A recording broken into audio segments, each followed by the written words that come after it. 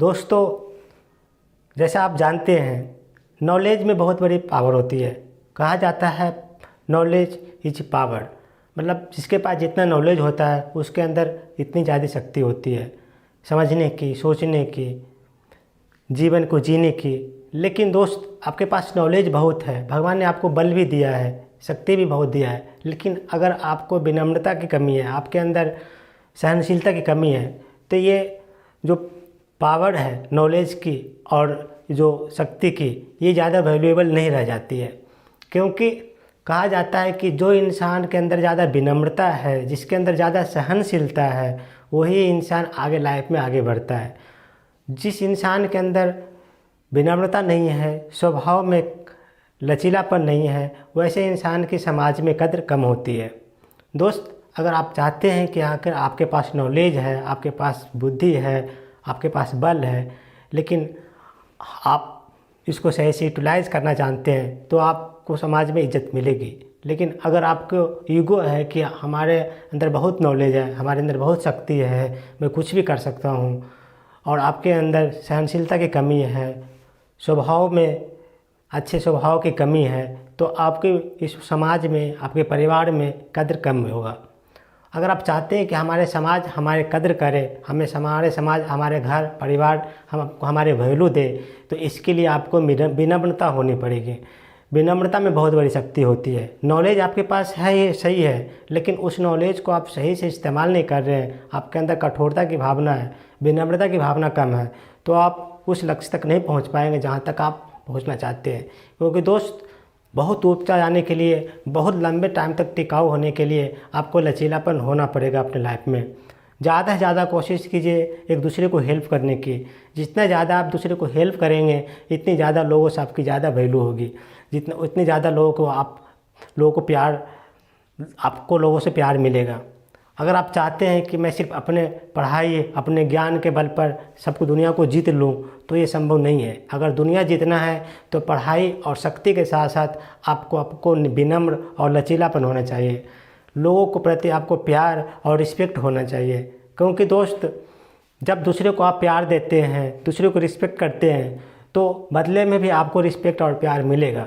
ये एक साइड से नहीं होता है, दो साइड से होते हैं। अगर आप दूसरे के प्रति अनादर भाव से देखेंगे, दूसरे को रिस्पेक्ट नहीं करेंगे, प्यार नहीं करेंगे, और अपने ज्ञान और बल को आप ईगो बना कर रखेंगे, तो आपको जो प्यार और जो घर परिवार और जो बाहर से जो प्यार मिलने चाहिए, वैसी वैल्यू आपको नहीं मिलेगी। लोग आपको कद्र इतने नहीं करेंगे जितने कद्र होनी चाहिए थे। तो दोस्त, मैं ऐसा मानता हूँ कि अपने समाज में अगर आपको वैल्यू बनाना है, अपने समाज में रिस्पेक्ट अपने आप को बनाना है, तो सबसे पहले आपको दूसरे के प्रति अच्छे व्यवहार करने पड़ेंगे, दूसरे को आपको वैल्यू देने पड़ेंगे, अपने से बड़ों को रिस्पेक्ट देने पड़ेंगे, अपने से छोटों को प्यार देने पड़ेंगे, तो भी आपको रिटर्न में वो सारी चीज़ मिलेंगे। क्योंकि कहा भी जाता है कि जैसा आप दूसरे को देते हो, वैसे ही आपको रिटर्न मिलता है। अगर दूसरे को आप कठोरता से व्यवहार करोगे, बुरा व्यवहार करोगे, और बदले में चाहोगे कि हमें कोई रिस्पेक्ट करे, तो ये संभव नहीं है। आप रिस्पेक्ट दोगे, प्यार दोगे, तभी आपको बदले में रिस्पेक्ट और प्यार मिलेगा। इसके लिए आपको अपने व्यवहार को बदलना पड़ेगा, आपको लचीला होना पड़ेगा। क्योंकि आपने सोचा ही होगा, आपने देखा ही होगा कि अगर पेड़ जो ज़्यादा कड़े होते हैं, जो ज़्यादा कठोर होते हैं, वो हवा में टूट जाता है। लेकिन जिस पेड़ में लचीलापन होता है, जिसके डाली लचीले होते हैं, उसको कितनी भी आंधी तूफान उसको कुछ बिगाड़ नहीं सकता। क्योंकि वो अपने हवा के अनुसार अपने जो तना होता है, अपने जो डाली होता है, उसको अपने हिसाब से वो एडजस्ट कर लेता है, क्योंकि इसके अंदर लचीलापन है। लेकिन जो कड़ा होता है, टाइट होता है, वो झुकने को नाम नहीं लेता, अपने अनुसार चलता है, वो हवा आने पर वो टूट जाता है। तो दोस्त, इससे आप अपने लाइफ में भी बैलेंस बनाने में आपको सपोर्ट करेगा। आप उस पौधे की तरह बनिए जो लचीला होता है, उस पौधे की तरह मत बनिए जो कड़ा होता है, कि हवा के आंधी को, तूफान को वो झेल ना पाए और खड़े रहे और टूट जाए, लेकिन अपने आप को वो मुलायम न बना सके। वो ऐसे बनिए जिसके अंदर लचीलापन हो, कि अपने आप को जो समय के अनुसार अपने आप को उस रूप में ढल जाए। अगर तेज़ हवा आ रही है तो उसको अपने आप डाली को मुलायम कर लीजिए। तो अपने शरीर को, अपने व्यवहार को भी वैसे ही बनाइए कि जहाँ पर जैसा माहौल है वैसा अपने बॉडी को, अपने थॉट को, अपने विचार को वैसे में मिला लीजिए। तो भी आप समाज में और आपके घर परिवार में रिस्पेक्ट की वैल्यू होगी आपकी। दोस्त, इसे मैं आपको एक छोटी सी कहानी से समझाना चाहता हूँ। एक बार दांत जो हमारे मुंह के अंदर होता है, दांत भी होता है और जीभ होता है। एक बार दांत को अपने ऊपर बहुत गरूर हुआ। उन्होंने सोचा कि हमारे वजह से इंसान को कितनी फ़ायदा हो रहा है, हमारी वजह से वो किसी चीज़ को खा रहा है, कड़े से कड़े चीज़ को तोड़ तोड़ के खा जाता है, चबा चबा खाता है। वो हमारे वजह से लोग साफ साफ बोल पाते हैं, हमारे वजह से लोग के चेहरे की जो रौनक होती है वो कितनी अच्छी होती है, हमारी वजह से उसके दांते में जो चमक होती है, हंसी कितनी प्यारी होती है। तो हमारे जो वैल्यू है बहुत ज़्यादा है। वो अपनी जीभ बहन को सुना रहे थे कि देखो हमारे अंदर कितनी क्वालिटी है। जीभ बहन, आप देखो आपके अंदर न कोई हड्डी है, न कोई रंग है, न कोई कुछ, कोई कभी वो किसी के कोई तरीके से नहीं है। बस आप लाड़ में या गंदगी तरीके से कुछ आप लगे रहते हो। अब मुझे देखो मेरे अंदर कितने चमकीले हैं। हम अपने चमकीले की वजह से लोगों की हंसी पर कितनी तेज़ आती है, हम कितने काम की चीज़ है। लेकिन तुम्हारे अंदर कुछ नहीं है, न अच्छे रंग है, न अच्छे स्वाद है, न अच्छा कुछ आपको देखने में लगती हो, न आपके अंदर कुछ हड्डी है कि आप एक तरीके से आप अपने आप को बैलेंस बनाओ। कभी लेफ्ट जाते हो, कभी राइट जाते हो, कभी आगे जाते हो, कभी पीछे जाती हो, कोई तरीके से कोई आपके अंदर कोई बैलेंस नहीं है।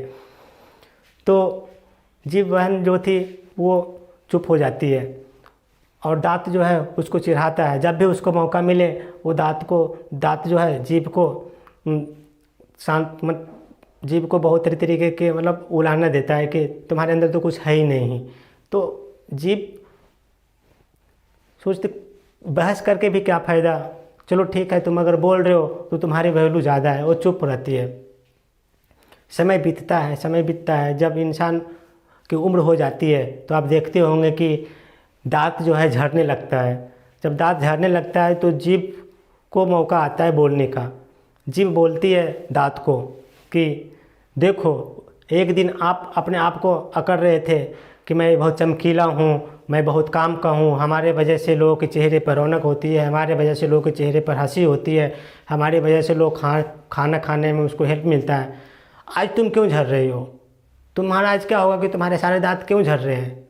जबकि मैं जन्म के टाइम से इंसान के मुंह में और शरीर में प्रवेश करता हूँ। तुम जन्म के कितने बाद जन्म लेते हो, मुंह में दिखाई देना शुरू करते हो। तो एक तरीके से मैं आपसे उम्र में भी बड़ी हूँ और आप हमारे उम्र में भी छोटे हो। लेकिन मैं बड़ी होने के बावजूद भी अभी तक जिंदा हूँ और टिका हुआ हूँ। जब से जन्म लेता है इंसान और जब तक मृत्यु न हो पाता है तब तक मैं उसके साथ रहती हूँ। लेकिन तुम जन्म के बहुत महीनों बाद आते हो और मृत्यु से बहुत पहले ही गिर जाते हो, झड़ जाते हो। तो दांत को अपनी गलती का एहसास होता है। दांत को गलती का एहसास होता है कि तुम सही बोल रही हो बहन, क्योंकि मैं जन्म के बहुत बाद आता हूँ और मृत्यु से पहले ही चला जाता हूँ, मेरे दांत झड़ जाते हैं। लेकिन तुम जन्म से पहले और जन्म के टाइम से आ जाती हो और जब तक मृत्यु नहीं होता तब तक आप रहती हो। इसका कारण बस यही है कि आप एक मुलायम से हो, आप अपने को आप हर चीज़ में एडजस्ट कर लेती हो। मैं एडजस्ट नहीं करता, मैं कड़ा हूँ, दिखने में तो चमकीला हूँ लेकिन अंदर से बहुत कठोर हूँ, बहुत ही कड़ा हूँ और मैं एडजस्ट नहीं कर पाता और टाइम से जल्दी पहले मैं झड़ जाता हूँ। तो दोस्त, मैं इस कहानी से आपको ये समझाना चाह रहा था कि आप भी दांत और जीभ से एग्जाम्पल लेकर अपने आप को बैलेंस बनाना सीखिए।